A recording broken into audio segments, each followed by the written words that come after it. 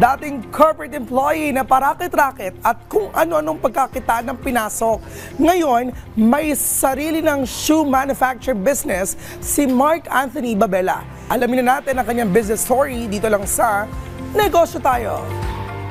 Ako po si Mark Anthony Babela, may-ari ng shoe manufacturing business dito sa Marikina.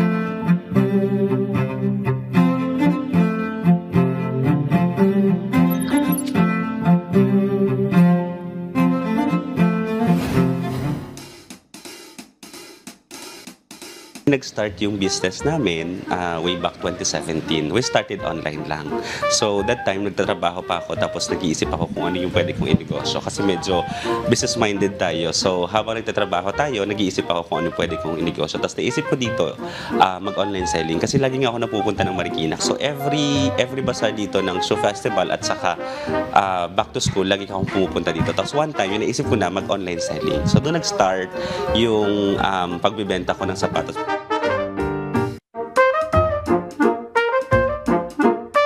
Siguro mga ilang months, doon kami nag-decide kasi may nagsarang factory, tapos in-offer sa amin.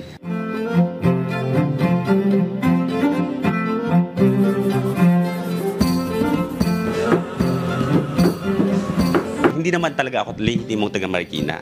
So, galing ako sa isang probinsya ng Mindoro. So, from there, after graduate ko po, nagkapagsapalaran ako sa Manila. Tapos nagtrabaho na ako dito. After nagtrabaho ako sa isang BPO industry ng 8 years bago ako nag-resign, pinagsabay-sabay ko sila.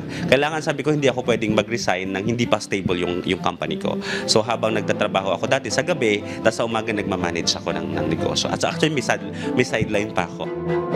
So sabi ko, pag nag-focus ako sa negosyo na to, baka mas lalong lumaki. No, nag-full-time ako, doon ko nakita yung mga kulang, yung mga dapat i-improve, yung mga materials na gagamitin, doon ko nakita na-realize, okay, kailangan ko talagang i-focus tong negosyo na to. Marikina is a shoe capital of the Philippines. Dati kasi pag sinabing shoes, gusto nila iba't ibang brand, no? So ngayon, natutuwa ako kasi marami nang sumusuport kayo ng mga Pinoy na nagsusuot, lalo mga clients namin. Parang bumabalik talaga sila kasi alam nila na pag Marikina gawang kinikilala. Alam yung produkto talaga is maganda. Sana bumalik yung sigla ng sapatos tulad daw ng dati, nung araw. Actually ngayon, nag-struggle kami sa manpower. Kasi iilan na lang ang gumagawa ng sapatos ngayon dito sa atin. So ang ginagawa ko ngayon, kaya nag-aano talaga ako since taga-probinsya ako, yung mga kababayan ko sa probinsya, dinadala ko dito, tinuturuan yung mga bata. Para kahit papaano, mawala man yung mga old artisans natin, merong mga new generations na gagawa ng sapatos. Para hindi mawawala yung traditional way of manufacturing natin ng sapatos. Sa mga kapwa ko Pilipino, suportahan natin yung mga gawang Pilipino para din sa pag-unlad ng ating bansa. Kasi once na sinuportahan ninyo, hindi lang yung business namin, pati yung ibang pamilya na gumagawa ng itong sapatos namin, matulungan din. So lahat magiging domino effect siya sa mga kababayan natin na gustong magnegosyo.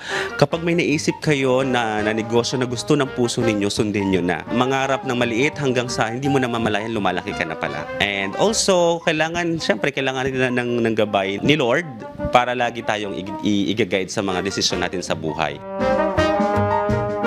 Start small, dream big. Tara, negosyo tayo.